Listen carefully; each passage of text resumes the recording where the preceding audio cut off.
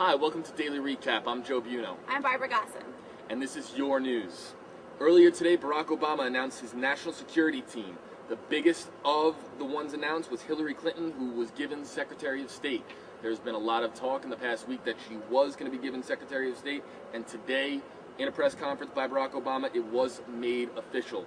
Others of note, Robert Gates, the defense secretary of now, the current defense secretary, is going to continue his job. He will be the defense secretary in the Obama administration. The national security advisor will be Jim Jones, the retired Marine general. The United Nations ambassador will be Susan Rice. The Homeland Security secretary will be Janet Napolitano, the Arizona governor. And the attorney general will be Eric Holder.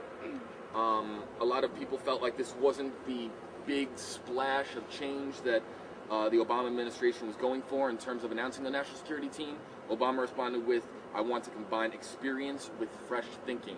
So a lot of people think that there wasn't enough reform here, but I think that Obama is right in terms of experience counting more than anything else. Yeah, and what's interesting about that is the Susan Rice position of U.S. ambassador to the UN was actually moved up to a cabinet position. It wasn't up there before, but Obama made the change. Right. And So he moved the position up. So right. So the United Nations new and different ambassador will not be a cabinet position. Also, what's interesting about that is with Hillary Clinton being announced as Secretary of State, Bill Clinton has released the names of all the donors throughout the campaign, Clinton's campaign, to clear the way so that there's nothing standing in between Obama and Hillary's combination. Right. A lot of you have heard about the crisis in India in terms of Mumbai. There's been a lot of talk. Obviously, the crisis is over. For those of you who have not heard, the death toll was at 179 with 300 injured. There's been a lot of finger pointing in terms of who's responsible for this terrorist attack. India is demanding that Pakistan takes strong action, word for word, against those behind last week's massacre.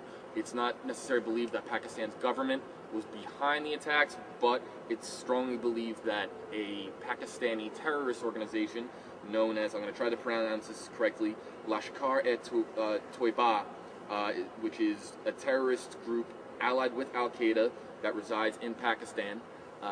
They are believed to, it's possible that they're believed to be the ones behind the attacks. There was one surviving gunman from the actual incident, and he stated that he was from Lashkar and that he was actually trained by them, and it was a Lashkar attack.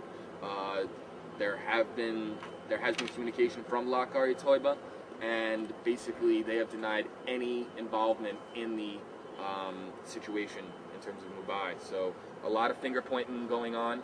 Secretary of State Condoleezza Rice is going to be heading to New Delhi on Wednesday to try to quell tensions and make sure that this does not turn into a huge military affair.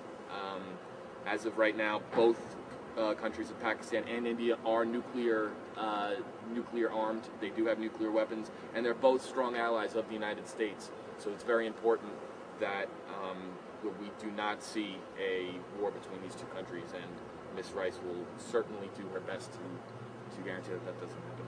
Yeah, very specifically, I mean, this was Thanksgiving here for us, but over there during the week at the Mumbai Chabad Center, and for those who don't know, the Chabad is the Jewish life, so it was run by Americans, and they were held hostage, and they were held under gunpoint, and the rabbi there and his wife were both killed, along with 2 other Israelis, and I believe 3 other Americans. It was tragic.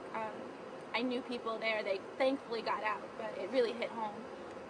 Their child, the rabbi and his wife, was able to escape out a back door with one of the local cooks. So that was thankful that someone was able to get out of there. But it was really very tragic and hard to hear. Yeah, that definitely does sound very sad. In terms of sad, nothing really struck me as so sad to hear in terms of what happened on Long Island on Black Friday. A 34-year-old male who worked at the Walmart in Valley Stream was trampled and stampeded to death. Black Friday shoppers lined up as early as 10 p.m. the night before Black Friday, 10 p.m. actually on Thanksgiving, waiting hours on end to get into Walmart to save a lot of money on deals in terms of Christmas shopping. Among some of the headlines were a $800 Sony LCD television, I think a 250-inch television. What ended up happening was the line got so hectic and wild, people from the back started pushing. The line was anywhere from 1,500 to 2,000 people pushing from the rear, and the actual doors, the actual moving doors that they had, the motion sensor doors, were basically crushed like an accordion, and customers just stormed into the store trying to take advantage of early sales, and a 34-year-old male of Valley Stream was trampled and killed. He wasn't pronounced dead for another hour. Officials and workers at Walmart did everything that they could to save his life, but absolutely just a ridiculous occurrence, and something that obviously is not great to hear on Thanksgiving weekend. I mean, it's the holidays. You can wait in line. Yeah. Today, December 1st, is National World AIDS Day. International. Bush's, one of his biggest goals for his term in office was to get as much treatment as possible down to Africa for treatment of AIDS, and it's just all about getting the awareness out there. It's a huge epidemic. It affects millions of people, and it's just something that we should all know about and have knowledge on, so that we can help prevent ourselves and our loved ones from getting it as well. Well, yes, and today, Monday, is International AIDS Day, but also today, something that's a little bit more new is today is Cyber Monday. For those of you who are not aware of what Cyber Monday is, Cyber Monday is the first Monday after Thanksgiving and Black Friday, and it's known to have the largest internet sales in terms of internet shopping between sites like Amazon and Buy.com. There are many, even some of the big shots like Apple, I'm aware, is actually doing sales today. Cyber Monday has actually become sort of like a revolution similar to Black Friday. It was highly commercialized, and a lot of people will be ordering from the convenience of their homes or their workplaces today for Cyber Monday to take advantage of great deals for December holiday shopping. And you don't have to wait in lines if you're shopping online. Yep, it's a click away, and a lot of people Stay prefer in bed that just than go on your computer. Right, than having to face hundreds and hundreds of people on Black Friday in terms of those crowds. And you can take advantage of very similar deals. They have a lot of deals online. I know Best Buy does a lot of things. Right. All of those electronics. If you want electronics, just go online. So if you were considering buying something in the next couple of weeks online, and you wanted to take advantage of some, good pricing, especially with the state of the economy as of now, I highly recommend go online, find a website, and try to get some holiday shopping done from the convenience of your home or workplace. Yeah. Absolutely. Definitely. Okay, Plaxico Burress, wide receiver for the New York Giants, surrendered this morning. Plaxico Burress was arrested. Or no, he was not arrested. He was actually, I don't even know the word. He got in trouble. Oops. I'm having trouble reporting on the story because I'm trying so hard not to laugh. He shot himself in the leg. Oh, I did hear about that. Yes. Really? Wide receiver Really? of the Giants. Giants right now playing some of the best football in the National Football League. They're 11-1. Yes, absolutely stellar team. Plaxico Burress was just clowning around a nightclub, and he accidentally fired his gun, and he shot himself in the leg.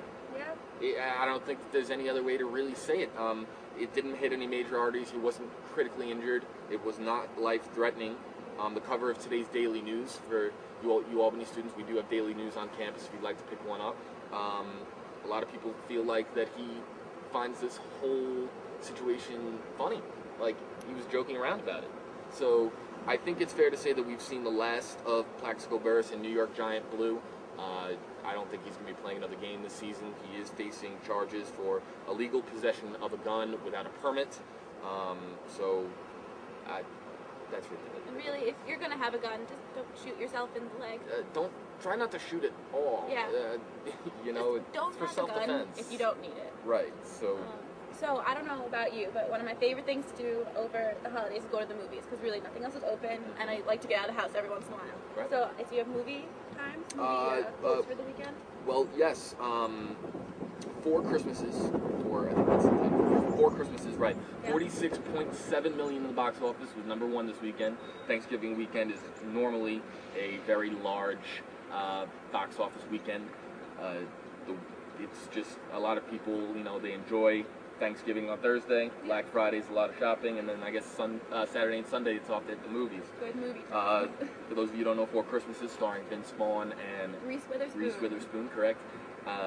It's supposed to be very funny. I haven't actually talked to anybody who's seen it, but I If you're looking for a good holiday movie, this looks like it'll be the one. Right. Twilight finished number 2 after its $70 million opening last weekend. So that garnished nearly another $40 million in revenue. Bolt, the children's movie featuring John Travolta and Miley Cyrus. And Miley Cyrus, everyone's favorite, got $36 million. Quantum of Solace. A lot of people thought it was going to do much better in box office. That got $28 million, finishing 4. And then number 5, the one that I saw and I really enjoyed, I highly recommend it for anybody who likes, good drama, good gritty drama. Australia with Hugh Jackman. Oh, I'm dying to see that. I love Baz Luhrmann. Yep. Moulin Rouge, Romeo and Juliet. He's a great director. I'm sure it was a fantastic movie. Yes, it was excellent. Hugh Jackman, fantastic. Nicole Kidman, also outstanding. But I mean, the highlight of the movie was the child actor named Brandon Walters, I believe. Yes, Brandon Walters. He played Nulla in the epic.